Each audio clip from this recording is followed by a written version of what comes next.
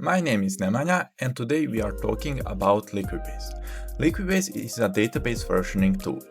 Let's say we are working with Spring Boot application and through the time we are adding some feature, removing some feature, and it means adding some classes, removing some classes, adding some methods and so on. And all of this history can be seen in Git. So in Git we can see what has been removed, what has been added through the time.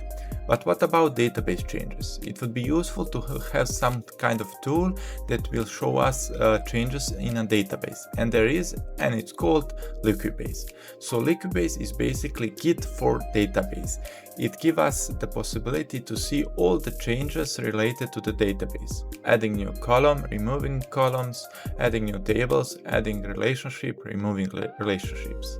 So basically Liquibase is a set of files that are kept on Git, and thus we have history of these files and changes made to it. So Liquibase have a list of files. Each file represents several changes made in a database in one iteration, and Liquibase creates a new database table in which he keeps track of all of these changes. So let's deep dive into a code and see how we can utilize Liquibase in our Spring Boot application. So what I have done in the code, I have created one student controller class which has one reference to the student repository and one endpoint to retrieve all the list of students. I have created one student repository which is a JPA repository just to retrieve all the students and the student end. So not a big deal, but let's see how we implement support for Liquibase and how we use Liquibase in our Spring Boot application. First of all, we need to add dependencies in the pom.xml file. So this is the dependency that needs to be added. Besides that, we need to add or to enable Liquibase in our Spring Boot application by adding this property spring.liquibase.enable equals true that tells Spring Boot to activate Liquibase, and by starting a Spring Boot application, we also start Liquibase scripts. We need to specify where is the main changelog master file, that is the entry point of Liquibase, and from that file Liquibase takes a look at all other changelog files and determine what needs to be created. So changelog master can be in YAML or XML format. I have created both of these files just to showcase it. There is also possibility for support for some other formats, but YAML and XML are the most commonly used. And also we need to specify, this is not required, but we need to say, okay, which schema does this Postgres database use. Default one is public, but if we don't specify it, then it will use public schema, but I have defined Liquibase schema. Okay, so let's go to changelog master. So as you can see, changelog master basically points out to all the SQL files which have SQL commands that will actually create some changes on a database, and changelog master just points to each individual of these SQL files. The order of files is important because first the commands from this file will be executed, then from the first script, from the second script, and from the third script as well. There is also possibility to specify some other parameters besides just where is this file located. We can say which is what is the ID of that file, who's the author, what comment needs to be saved, and where is the SQL file. When each of these SQL files gets executed, we store in a database.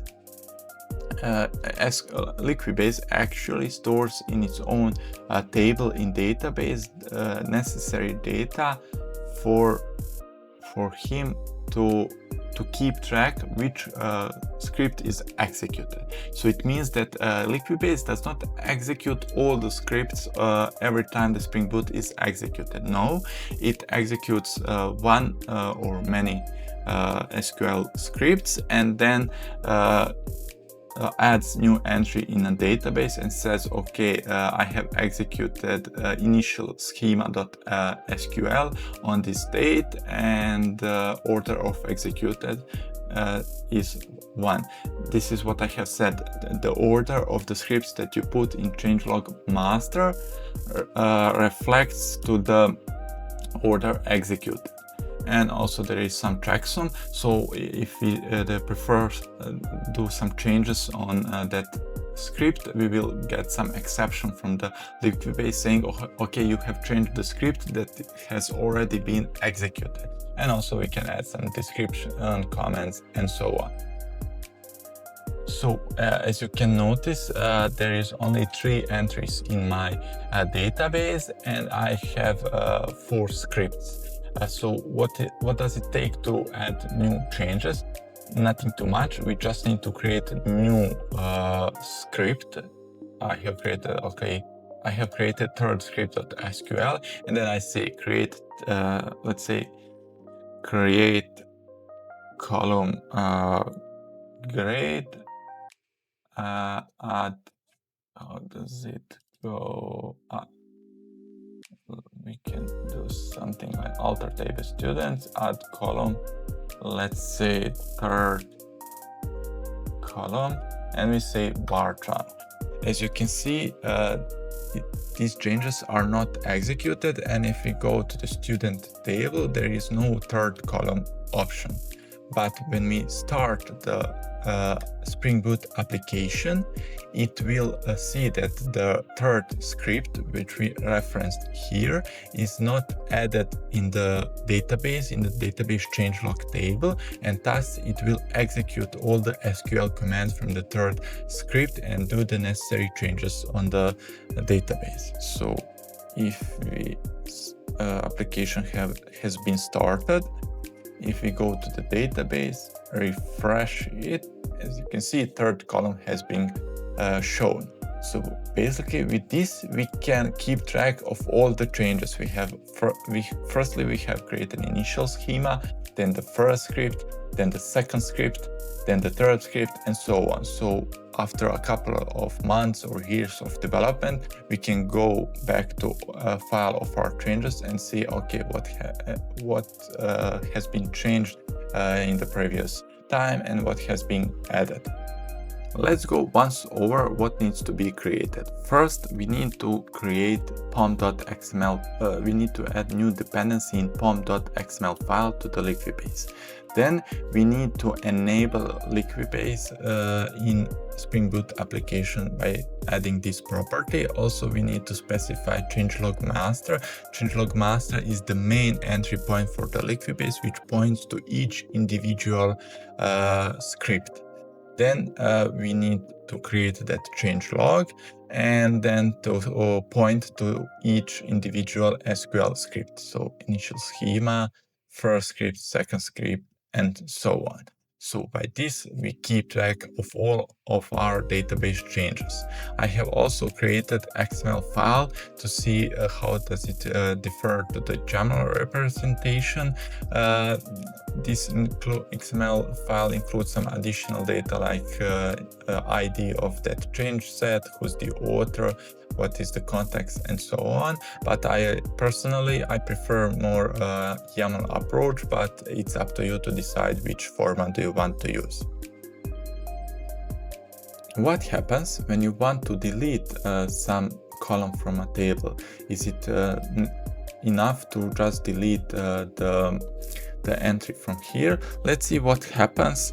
I will comment this out and restart the application, and let's see what happens if I just delete this SQL command from the third script. It will throw an exception saying validation failed. One change set checksum. As I have mentioned, every entry in database changelog has its own checksum, which verifies if something has been changed in that file. So this checksum represents the checksum of initial schema. So when you delete something from the third script, I need to refresh it.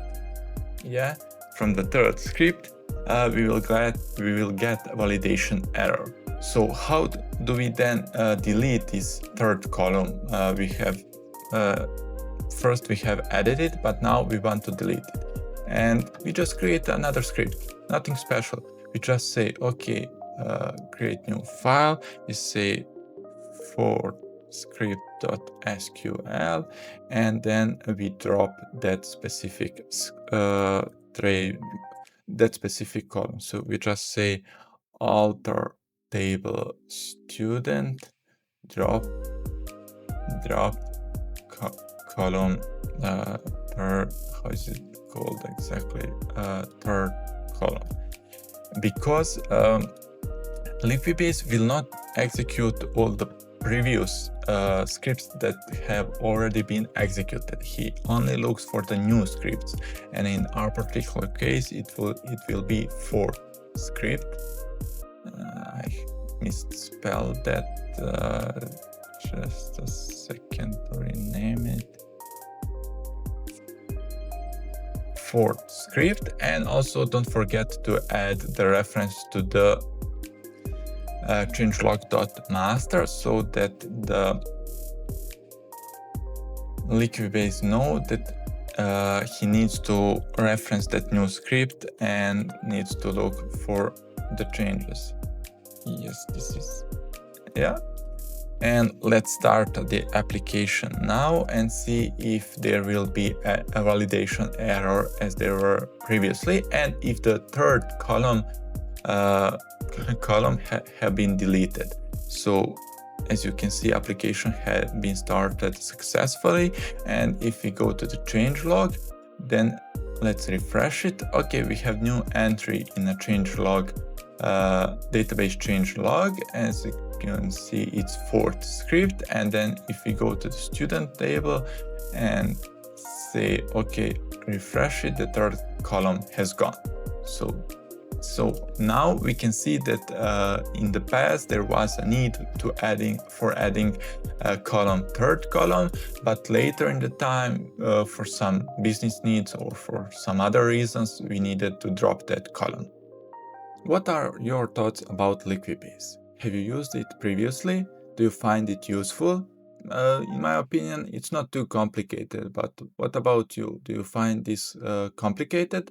Leave your thoughts in the comment section below, and don't forget to like, share and subscribe if you would like to see more videos from topics of Java, Spring Boot and software development in general.